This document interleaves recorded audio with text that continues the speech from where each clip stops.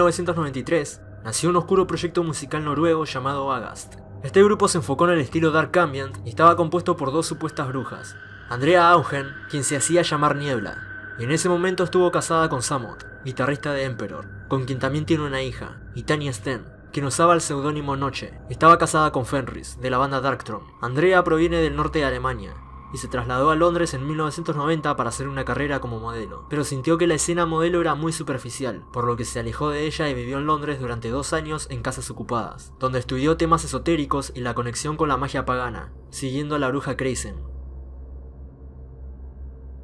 Con todos estos conocimientos, Andrea se unió a varios grupos esotéricos y ocultos de Londres, tales como el grupo Illuminati de Thanateros y la Ordo Templi Orientis, además de también ser miembro de la Iglesia de Satán.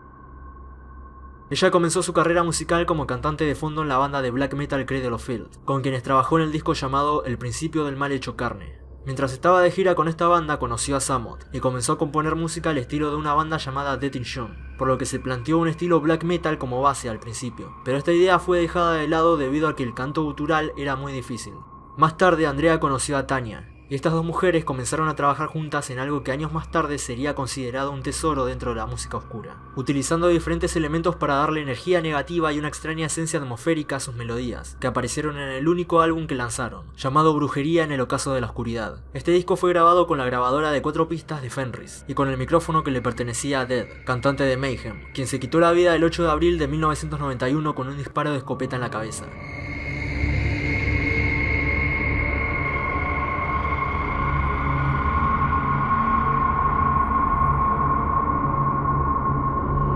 Las canciones de este disco no fueron grabadas en un estudio profesional ni mucho menos, sino que se grabaron en cementerios y bosques donde se encontraban las ruinas de antiguos santuarios e iglesias abandonadas, basándose en imágenes siniestras, paisajes nocturnos y el lado oscuro de la mitología nórdica, por lo que se cuenta que quedaron grabadas incidentalmente varias psicofonías en estas canciones, las cuales se usaron para diferentes rituales debido a que pueden invocar espíritus del bajo astral si se escuchan a altas horas de la madrugada. El sonido de Agast consiste en un sintetizador, violín, flauta y tambores tribales, acompañados de chillidos y risas malvadas hechas por Nebelhex, y los cantos demoníacos emitidos por Tanya.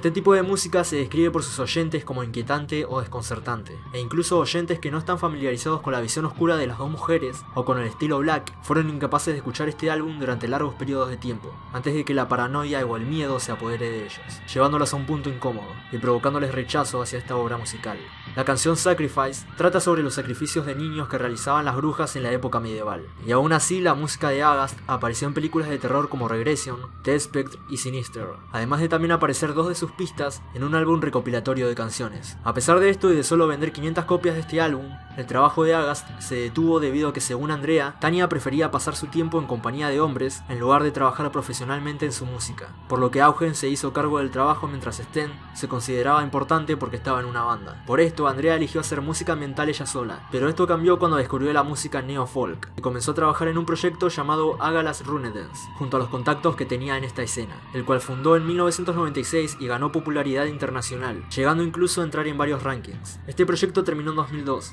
y Andrea comenzó a publicar música bajo el nombre de Nebelhex, hasta el año 2009. Además de esto, también escribió varios libros y participó en el álbum de Satyricon Nemesis Divina, donde prestó su voz para la parte hablada en el tema El comienzo de una nueva era.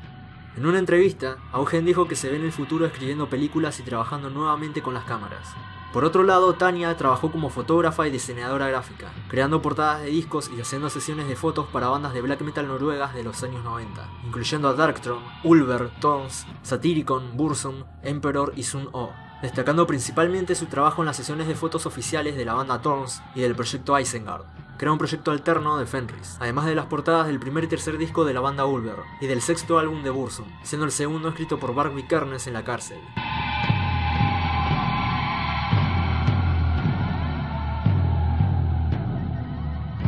Si te interesó el proyecto Agast y su trabajo, en la descripción del video te dejo un link para que puedas escuchar su álbum completo. Y así termina el video de hoy. Espero que lo hayas disfrutado y si así fue, te agradezco mucho que lo compartas y te suscribas para mucho más. Dicho todo esto, nos estamos viendo en el próximo video.